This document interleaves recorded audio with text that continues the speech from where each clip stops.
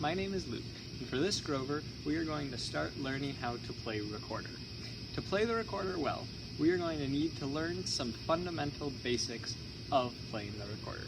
So today we are working on how to have good, deep breaths with good airflow, as well as learning some notes on the recorder.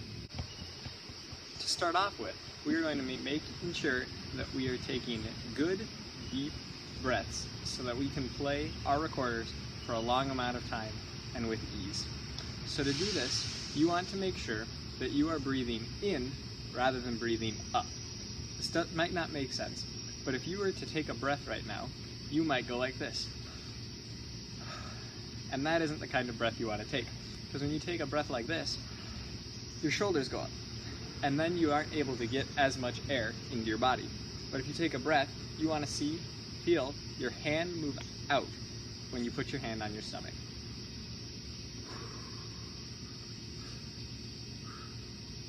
When you do this, it allows you to play your recorder for a much longer amount of time. Another important thing is making sure before you play your notes is that you're holding the recorder correctly. So when you hold the recorder, you want to make sure that you are holding it with your left hand at the top. When your left hand is at the top, your left thumb will cover the back hole on the recorder. Your pointer finger, your middle finger, and your ring finger will all be on the first 3 holes of the recorder. Then your right hand will come behind with the thumb, about between the next 2 holes on the recorder, with your first, second, third, and fourth finger able to cover up all the other holes on the recorder besides the end and the top.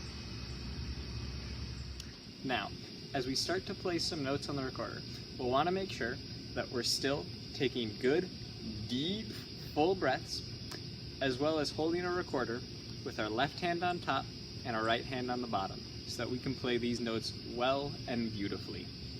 The first note that we are going to play is a C. A C you play by not covering the first hole on the top of the recorder, covering the second hole with your middle finger, as well as having your thumb down on the bottom of the recorder. And that'll sound something like this.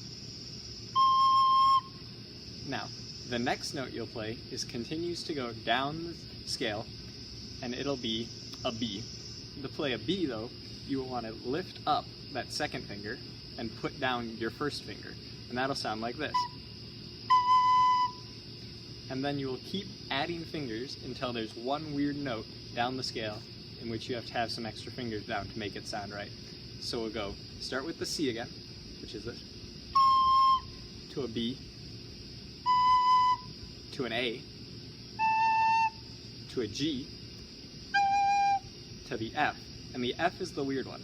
So when you not only start adding your first finger on your right hand, for the F, you want to make sure you put down your third and fourth finger on your right hand and cover the other holes, so only the one hole is open. And that'll sound like this.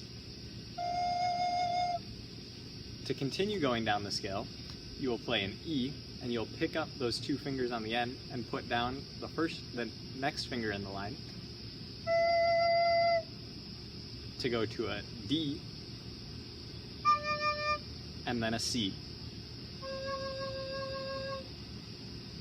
Now, if we put that all together, it'll sound something like this.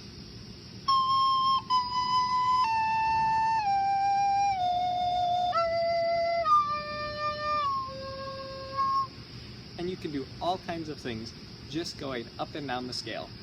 You can do